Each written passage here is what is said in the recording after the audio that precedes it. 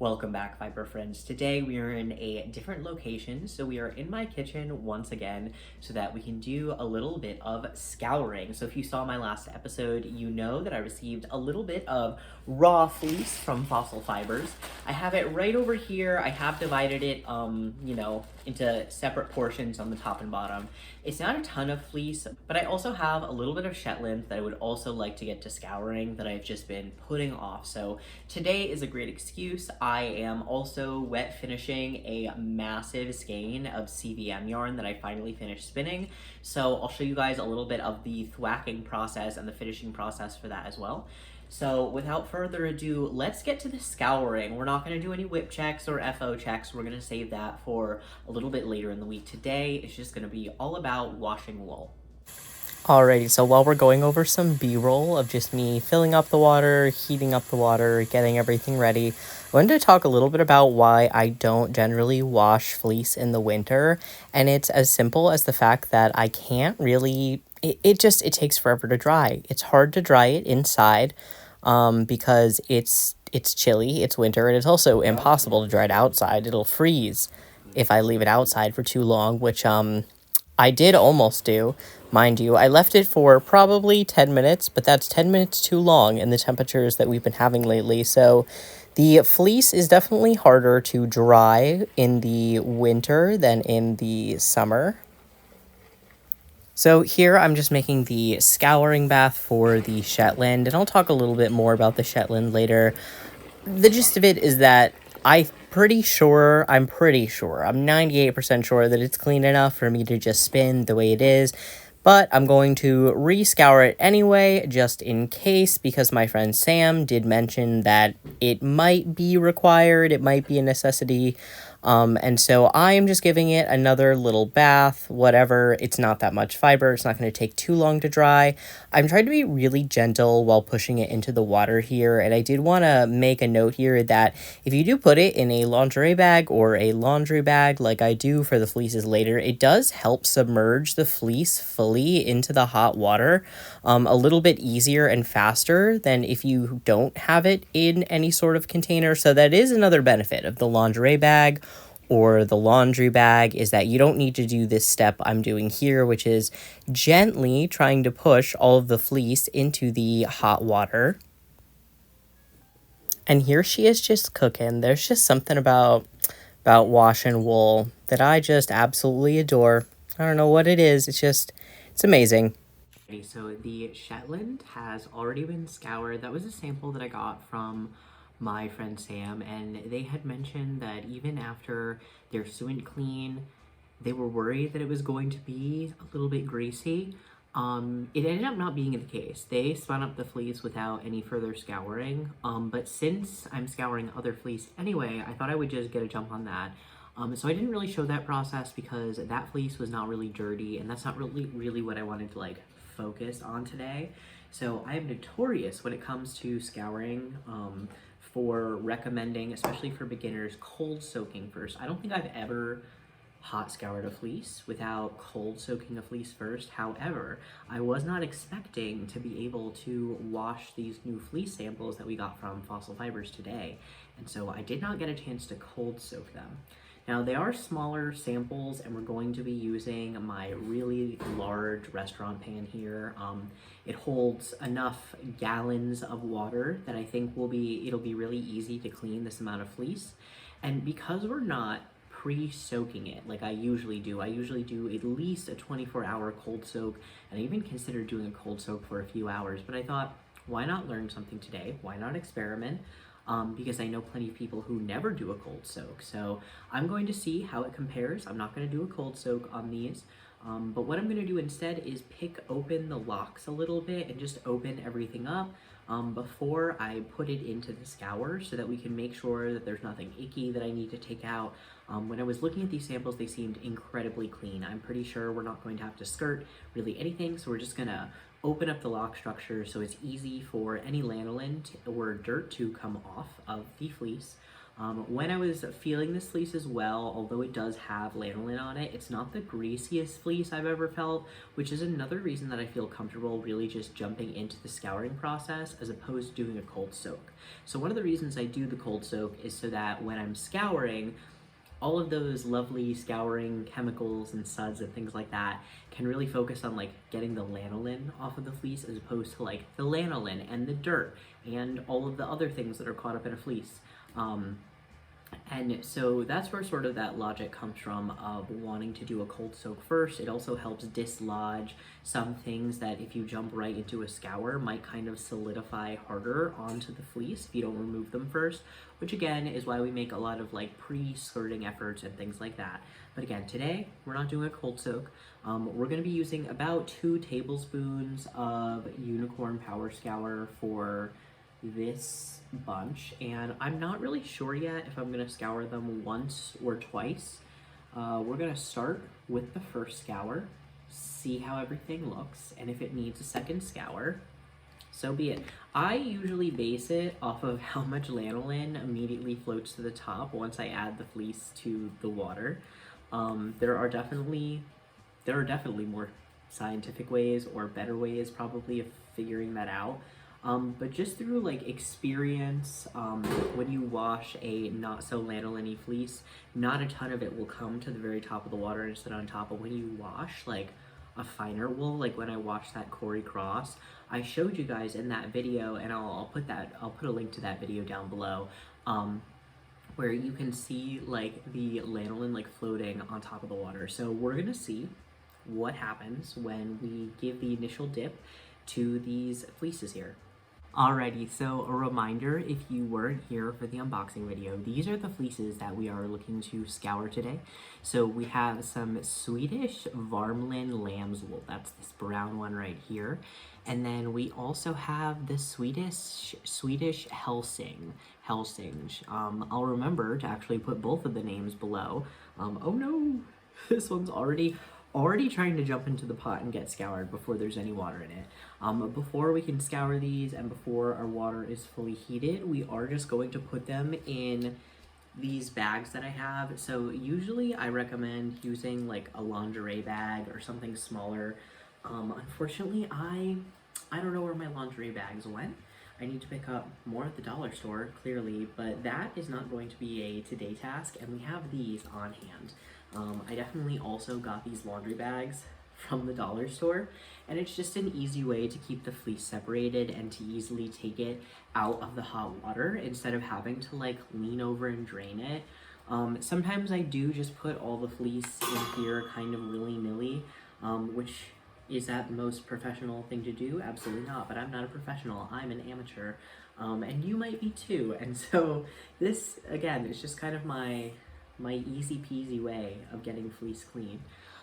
We have these 2 bags here. Again, I'm not planning on combing these. I'm not super concerned about the lock structure. You guys know me, I love a good carded prep, so this is how we're going to keep these. I always tell people when it comes to scouring fleece, do what is within your budget. I really think that it's kind of silly to like judge people on if they use like really expensive lingerie bags for their wool or like really cheap ones. Or again, today I am once again using Unicorn Power Scour, but if you want to use Dawn or 7th Generation, use what you got. You can at least be comforted by the fact that I'm not gonna judge you. Okay, also while the water is heating up, this is my just like, I don't know, monthly reminder that if you own your home, please don't dump this hot lanolin-filled water down your drain. That is not going to end well for you, I promise. Please, please, please, I know it's a pain in the butt, but like dump it outside. It is a whopping 22 degrees outside today, and I am still braving it and walking this outside to dump it. So please don't put it down your drains. Whenever I clean wool, I get so many like memory flashbacks to like the first time I ever went into a fleece sale and like all that stuff, and like the first time I ever washed a fleece, like all the smells just bring it all back. And that's something they don't really tell you about spinning, is it's very like sensory involved, and you might end up being super, there are plenty of people who, like, even though they process their own wool and stuff, they still don't really care for the smell. I love the smell. I love the smell of like a fleece sale when you walk in, all of that like lanolin in the air. It's intoxicating. It's like walking into a casino. It's very, very dangerous. And then like washing wool also, and like, oh, the smell of like Unicorn Power Scour or Dawn, even Dawn now, kind of like in the right context, gives me just like flashbacks of like warm summer days and like sweating over a fleece, and not in like a bad way, you know, in like a good way, I guess. I don't know if any of that makes sense. These are just the ramblings you guys are getting while I'm waiting for my snack to warm up and for the water to boil. A lot of you have asked if I use like a temperature measure when I am actually doing the scouring. So what I do is wait for the water to reach a boil, right? Because that's 100 degrees Celsius or about 212 degrees Fahrenheit. So that's well above the melting point for lanolin. We are really looking for like the bath to be 140 to 160 degrees. So I tend to try to stay on the higher end of that, especially if I am letting things cool outside and it's a little bit colder, so like the water is cooling faster. I don't really, I mean, mind you, I never put wool in like boiling water. I do like take it off the heat and like give it a minute before I dump it into here, which it also loses heat during that process. If you know anything about like espresso shots or coffee, you know that as the water travels through air, it loses heat. That's a huge portion of the reason that a lot of people end up with cold espresso. And so yeah, there's a lot of cooling that goes when you're just like moving the water from your whatever heating source it is to the container. Some people do keep an eye on the temperature. I tend not to. Again, I kind of play it by ear. I set a timer. I almost never let my wool soak for more than 25 minutes. I feel like at the 30-minute mark, I feel like I can see it start re-solidifying onto the wool, which again is what we're really trying to avoid. We don't want it to like, we don't want to go through all this effort just have it like re-solidify back on the wool. So I set a timer, and honestly, if I need to scour it again, then like I need to scour it again. I'm not a wool processing facility as of right now. There may come a point where I do sort of start to record things a little bit more thoroughly. It's not that I don't take notes on these processes, it's more just that like, again, I'm not super exact about the science about it. I'd like to get a little bit more exact, but I just don't have, I think, the room or capacity right now. So this is what we're doing. There are definitely some fleeces that I take a little bit more care with. So anytime that I've considered maybe keeping an eye on the temperature or really being a little bit more careful about the water not being too hot is when I work with fine wools. I'm just more careful in general with my fine wools or any fleece that I paid. If I paid more than $100 for a fleece, I'm probably gonna be a little bit more careful and a little bit more exact and dedicate a day to just that fleece. I won't wash it in a big batch because sometimes I do big batch washes, like today. I'm doing multiple fleeces in one day. I don't do that for some of my more involved fleeces. And that's just how I prevent, like, again, mistakes from getting made and like felting from occurring and things like that. In terms of what it looks like too for picking and opening this up, it's really just pulling these locks apart and just investigating. Again, I'm gonna be carding this, so before I wash it, removing any second cuts, which there does seem to be some second cuts here. If you're like, what do second cuts look like? These are second cuts because they're short itty bitty bits compared to the like longer fleece here. It looks like there's only a few of them though. That might have literally been all the second cuts.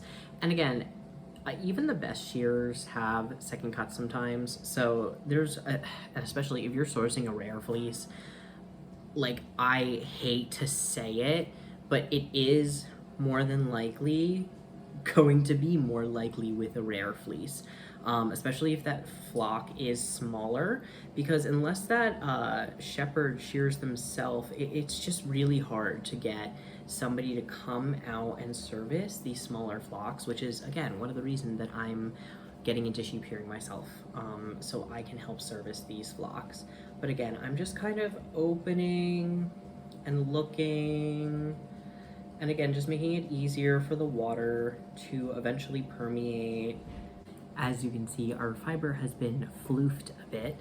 Again, this is not like a crazy picking or anything like that. I'm just going through and removing anything that might still be left behind.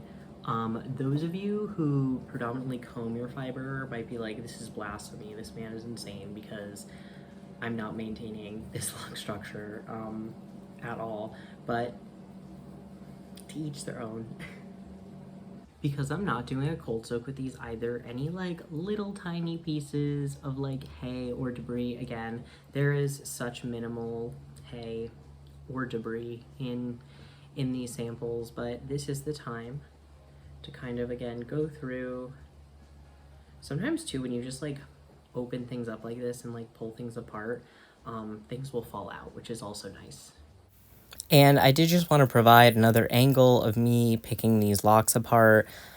Here's me pulling off a little bit more of those second cuts. And again, just opening things up, looking through, making sure there's no hay or burrs. Again, sheep live outside. This is a pretty normal thing to find in a fleece, and I was pleasantly surprised at how clean this fleece was. Again, there was a little bit of second cuts, but that's pretty common. It's not super uncommon to find in sheep fleeces. And here is the one little bit of hay that I found, and then I just put it all in these lovely bags and get it ready to swim.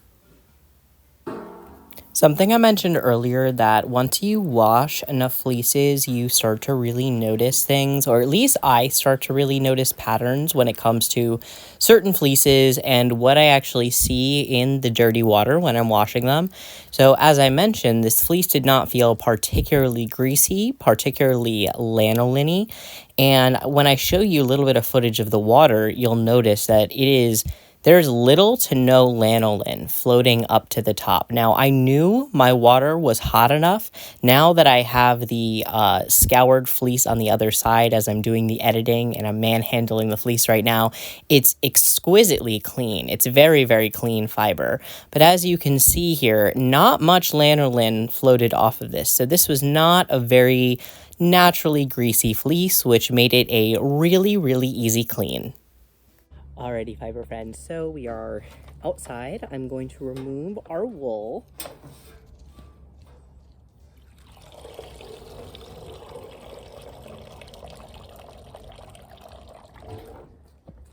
Here are the bags. Very steamy in this very chilly outside weather. We're gonna let these drip dry in a tree for just a moment.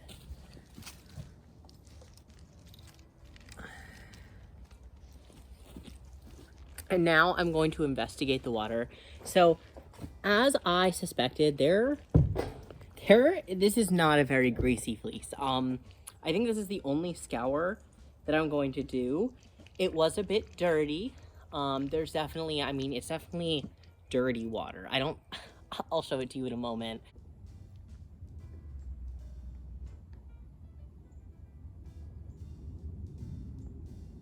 Alrighty, fiber friends, so we have our completely dried fleeces here. A little bit of chat about scouring these. These were some of the easiest scours I have ever done in my entire life. If I was going to take a chance on a fleece and not pre-cold soak it, this was the right fleece to do it with. So fleeces that I would not just scour right off the bat without a cold soak. Anything fine, anything super fine. Also really long, lustrous wools. So things like a Teeswater, a Cotswold, a Lincoln long wool, I always cold soak those before scouring. Just because with both of those cases, there's so much lanolin that I really like the scouring process to kind of just be dedicated to, again, getting the lanolin off as opposed to getting all of the dirt and the grime and the bits and the lanolin in addition. So during the scouring process, as I showed you in the video, there was little to no lanolin on either of these. So my just like quick touch test in terms of how greasy they were or really weren't was really accurate. I think too that these are actually going to be maybe next to Skin Soft. I've been really kicking around the idea of making my sister, or at least starting the project, because I think it's going to take me a while, of making my sister a traditional Shetland shawl for her wedding. Is she even engaged yet? Absolutely not, but I don't know how long it's going to take me. And I know that maybe I'll probably want to make the end shawl in white, but I'd like to maybe do a practice round, because if you don't know anything about the Shetland shawls, or the Shetland lace wedding shawls, essentially the gist of it is that they need to be fine enough to be able to be pulled through the wedding ring. So I'd like to do maybe a practice spin, and these are really fine. I was kind of holding them up. And there's something too, when you get enough experience with fleece, I think that like, and if you have good enough eyes, you can sometimes hold up fleeces to the light and actually like, at least in my opinion, kind of see like the difference in the diameter of the actual fiber when it comes to like something that's finer or more coarse. And both of these are actually pretty fine, at least in my opinion. You guys know me, I don't have a really strong prickle factor. But yeah, these were easy cleans. These smell so clean now. There is no remnants of sheep. Honestly, I'm pretty proud of the scour that I did on these. I think I've really gotten the process down to a science now. Even though, as I was talking about, I would like to make it more scientific, I do think that the methodology that I use is really good, and I think it does a really effective job while still leaving the fiber in a really nice quality state. I think it's going to be an absolute pleasure carding these up. I don't know when I'm gonna get the chance to, because I've been kind of sidetracked by some other projects. You can see said projects hanging in the background. I have been spinning some really wild beaded yarns while also doing this project. And I'm going to talk about those, but I think we're going to be changing the format of the way I do these Wool to Gold episodes a little bit. So I think what we're going to do is have episodes that are dedicated to specific subject matters, or just like an activity or a vlog, things like that.